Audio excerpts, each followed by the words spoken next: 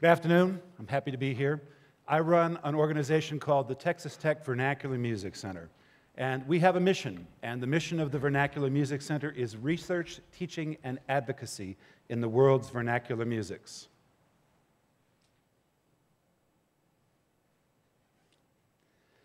What do I mean by vernacular? Here's what I mean by vernacular. I mean learned, taught, and passed on by ear and in the memory, by demonstration, by imitation, by critique.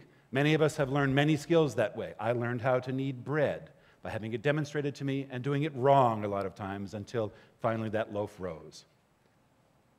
To learn in a vernacular method means to learn via demonstration, imitation, and critique. These are art forms and ancient knowledge systems, learned, taught, and passed on by ear and in the memory. It's an old and still trusted and still viable learning method, and it reaches back 40,000 years. For 40,000 years, ever since the cave paintings under Cantabria in Spain, we have learned things by watching them being done. It's a fundamental part of how human culture is sustained. My work in the Vernacular Music Center engages with these processes. And I operate from a premise about the vernacular arts.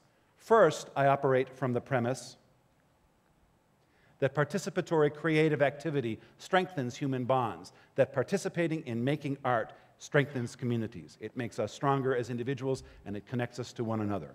I further operate from the presumption that participatory creative arts engage us in socialization and enculturation. They teach us how to behave in our human communities, how to be a member of a human community, how to be a human being, in fact. What follows from this is the idea that participatory art forms, then, are a fundamental human need, that for 40,000 years we have needed to make things, and particularly to make things together.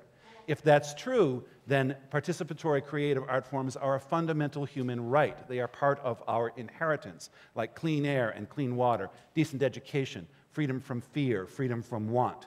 And it therefore follows that being deprived of participation in creative art forms can be potentially a violation of human rights. We can do this in many ways. We can make music together. We can tell stories, how we learn who we are, where we are, and who we can be. So once upon a time, there was a young woman named Lacey. She was born twins with a twin named Lindsay in Canyon, Texas, of an Irish father and an American mother.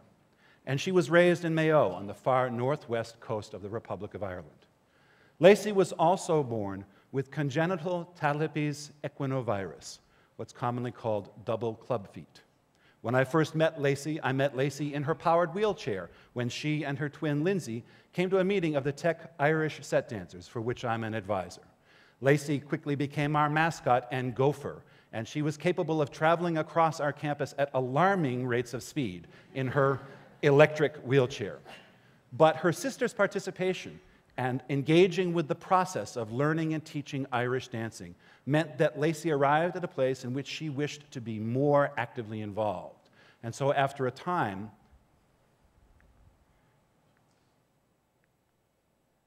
she began to participate in the dancing herself. This is an image of Lacey in her manual wheelchair, which was more compact and agile. Lacey dancing at an event in Austin, in a long line dance that requires that every person in the line eventually dance with every other person in the line.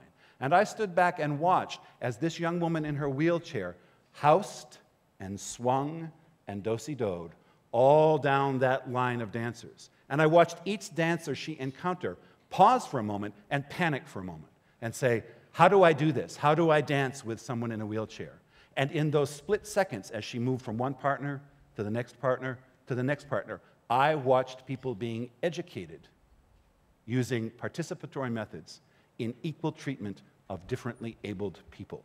And that was a profoundly moving experience for me. I got quite choked up by that. And yet, Lacey was still not happy with that. Lacey wished to move forward. Lacey wished to continue to participate, to challenge her own boundaries, and for that matter, the boundaries of her fellow dancers, her partner dancers. And so by a year later, Lacey was up, wearing double braces on each of her club feet, dancing in the Irish sets. At that time, I felt some concern as the advisor and as one of her mentors. I felt concerned because I was concerned that perhaps she was causing herself a good deal of discomfort for an end result that might not be terribly productive. I kept silent because that was not my role, and because all of the young dancers were entirely matter-of-fact about her participation. There was absolutely no problem for them. They were entirely comfortable with teaching her how, in her braces, to step dance with them. I didn't say anything. I didn't need to say anything. The tradition taught them. What I didn't know was that the reason that Lacey was engaged in strengthening her body through dancing was because she'd made the very difficult and individual decision, against some opposition from her support network, to have both her feet amputated. She had decided, as a result of her experience and many years of failed surgeries and failed prostheses and failed grafts, that she was done. She was done with those feet that had never worked for her. And on the morning of her surgery, which was conducted right here in Lubbock, the morning of her surgery, 3 of the dancers came to her house and put her in their car and drove her to the pediatric orthopedic facility and stayed with her through that long day. Lacey had made a decision. I had no role in it. The tradition itself taught these young people. Lacey now is engaged in physical activities which even her surgeons and the designers of her space-age prostheses did not believe were possible. She swims. She rides a bicycle. She rock climbs. She step dances. We call Lacey our bionic step dancer. Dancing, particularly the participatory dances that we've done ever since Calabria in Spain, for 40,000 years, dancing together, is in some senses maybe understood as one of the world's most ancient team-building exercises. You don't have to fall backwards off a table and be caught by your office mates. You don't have to do a ropes course. You can simply learn to move and touch in time and in tandem and in rhythm with the people who are members of your community. It's an ancient and really quite efficacious team-building exercise. It's an old wisdom, a vernacular wisdom that still works. You can dance together. You can learn things about each other. You can create beauty.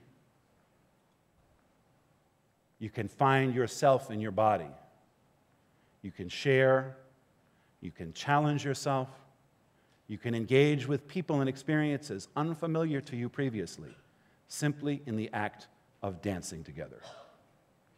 It's not the only method, but it's an old method, and it's a method that works. Ultimately, this is all about people connecting. This is about people using any activity, particularly a community activity, and I am suggesting particularly the participatory creative arts, as a way of connecting with each other. Connecting with each other, finding a way to love one another and live with one another in a complex, challenging, technological world. And the stories that we tell, and the dances that we make together, and the music and the art and the drive to create that we share, those are the things, I believe, that make us fully human. Fully human. Thank you.